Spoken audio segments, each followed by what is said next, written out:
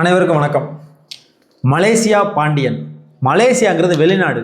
பாண்டியன்கிறது தமிழ்நாட்டில் வைக்கக்கூடிய பல பெயர்கள். கருத்த பாண்டியன், வெள்ள பாண்டியன், இன்னும் எத்தனையோ பாண்டியன்கள் தமிழ்நாட்டில் பேர் வைக்கிறாங்க. இப்போ மலேசியா பாண்டியன் ஒரு பேர் வச்சுருக்காங்களே, அதுவும் இன்னைக்கு அதிகமாக பேசப்படுதே அப்படின்னு சொல்கிறீங்களா? பார்க்கலாம். யார் இந்த மலேசியா பாண்டியன்? இன்னைக்கு அதிமுக சார்பில் பல்வேறு வேட்பாளர்களாக பல தொகுதிகளுக்கு அதிகாரப்பூர்வமாக வெளியிட்டிருக்கிறாங்க. அந்த வகையில் முதுகுளத்தூர் தொகுதியில் மலேசியா பாண்டியன் போட்டியிடுவார் அப்படின்ற ஒரு அறிவிப்பு வந்திருக்குது. இவர் பிறந்த ஊர் முதுகுளத்தூர் தாலுகாவில் இருக்கிற கொட்டங்குடி அப்படின்ற ஒரு கிராமம். இந்த கிராமத்தில் நடுத்தரமான குடும்பத்தில் பிறந்தவர் தான் மலேசியா பாண்டியன். அவருடைய உண்மையான பேர் பாண்டி, எஸ் பாண்டி. இவர் மலேசியாவுக்கு வேலைக்கு போனதுனால மலேசியா பாண்டியன் அப்படின்னு இந்த ஊருக்காரங்க எல்லாருமே பேச ஆரம்பிச்சிட்டாங்க. அதுக்கப்புறமா மலேசியாவிலேருந்து வந்ததுக்கப்புறமா மதுரையில் ஒரு கல்வி நிறுவனத்தை உருவாக்குறாரு. PSY கல்வி நிறுவனம், பாண்டியன் சரஸ்வதி யாதவ் கல்வி நிறுவனம். இன்னைக்கு அது பல்வேறு கல்வி நிறுவனங்களாக உருமாறிடுச்சு. பல்வேறு கல்விகள் அங்கே சொல்லி கொடுத்துக்கிட்டு இருக்காங்க.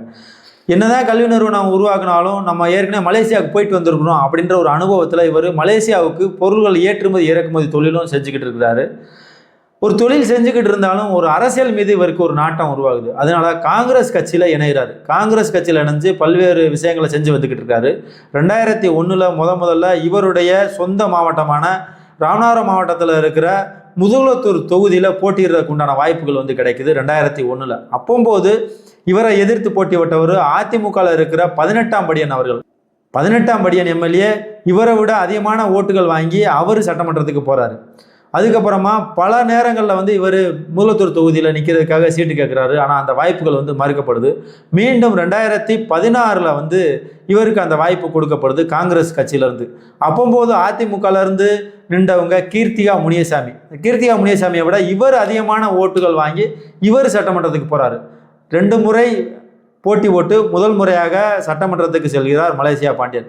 அதுக்கப்புறமா 2021 மீண்டும் சீட்டு கேட்குறாரு. ஆனால் இவருடைய வயசை காரணம் காட்டி அந்த சீட்டு மறுக்கப்படுது. நீங்கள் ஒரு மூத்த அரசியல்வாதியாக இருக்கீங்க, உங்களுடைய வயசை காரணம் காட்டி உங்களுக்கு சீட்டு தர முடியாது அப்படின்னு சொல்லி மறுக்கிறாங்க. இருந்தாலும் இனிமேல் சீட்டு கிடைக்காது அப்படின்ற ஒரு விரக்தியில் என்ன செய்கிறாருன்னா, காங்கிரஸ்லேருந்து விலகி அதிமுகவில் போய் இணைகிறாரு மலேசியா பாண்டியன். அதிமுகவில் இணைஞ்சு இன்னைக்கு அதிகாரப்பூர்வமான ஒரு அதிமுக வேட்பாளராக முதுகுளத்தூர் தொகுதியில் இன்னைக்கு அறிவிக்கப்பட்டிருக்குது. ஸோ இவருடைய வெற்றி எப்படி இருக்கும் இந்த முதுகுளத்தூர் தொகுதியில்? முதுகுளத்தூர் தொகுதி இவருக்கு கை கொடுக்குமா அப்படின்றத நம்ம தொடர்ந்து பார்க்கலாம். இது மாதிரி இன்னும் பல்வேறு வேட்பாளர்களுடைய அறிமுகத்தையும் பல்வேறு வேட்பாளருடைய விவரத்தையும் பல்வேறு தொகுதிகளுடைய கள நிலவரத்தையும் பார்க்குற வரை மீண்டும் நல்ல ஒரு வீடியோவில் சந்திப்போம். அதுவரை உங்களிடம் விடைபெறுவது நான் மகேஸ்வரன். நன்றி, வணக்கம்.